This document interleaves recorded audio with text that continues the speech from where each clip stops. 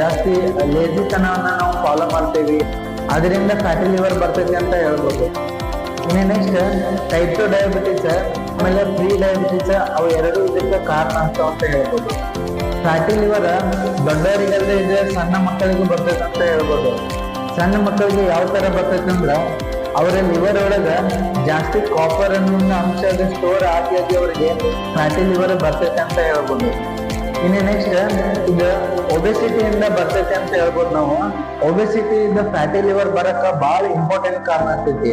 So ಇದನ್ನ ಹೇಳಿದಂಗ physical inactivity ಆಗಿರ್ಬೋದು, ಆಮೇಲೆ ಟೈಪ್ 2 ಡಯಾಬಿಟಿಸ್ ಆಗಿರ್ಬೋದು, ಆಮೇಲೆ ಪೂರ್ ನ್ಯೂಟ್ರಿಷನ್ ಡಯಟ್ ಆಗಿರ್ಬೋದು.